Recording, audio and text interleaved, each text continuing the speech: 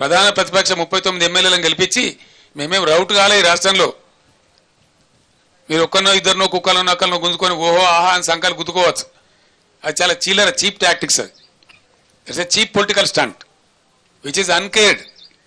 ప్రజా సమస్యల ముందు, ప్రజల యొక్క బాధ ముందు, ఎండిన పంట పొలాల ముందు ఈ చిల్లర రాజకీయాలు కాదు. ఇవి నడుస్తూనే ఉంటాయి, దీనికి పెద్ద ఇష్యూ కాదు.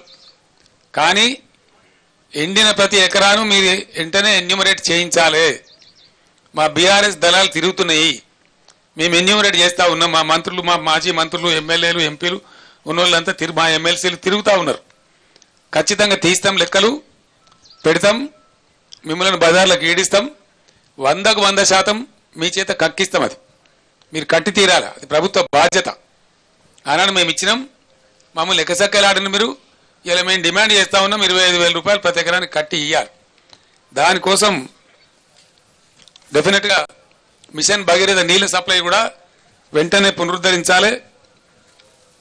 కరెంటు కూడా ఏముందండి నాకు అర్థం కాదు. పెద్ద మగవాళ్ళకి అసెంబ్లీలో ఉపన్యాసాలు చెప్పినారు.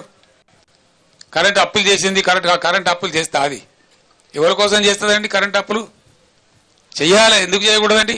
నేను అడుగుతా ఉన్నా. రైతాంగం పంటలు మీద పెడతారా?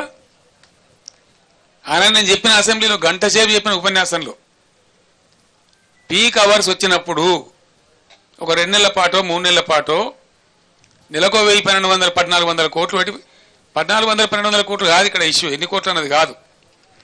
ఎంత కరెంటు షార్టేజ్ ఉంటే అంత పర్చేజ్ చేయాలి, ఇవ్వాలి, సప్లై చేయాలి.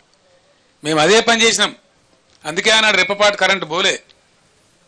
మేము ఇప్పటికప్పుడు సమీక్షలు చేసుకొని కొంతమేరకు పెంచిన తర్వాత అప్పటికి లోడ్ ఏర్పడుతుంది అన్నమాట. అనూహ్యమైన లోడ్ వస్తుంది. మా అప్పటికంటే ఇప్పుడు ఎక్కువ లోడ్ ఏం రాలే, అంతే 500-600 మెగావాట్లే వచ్చింది. మేమున్నప్పుడు పీక్ లోడ్ 14,900 పైచీలకు పోయింది. మొన్న పీక్ లోడ్ 15,600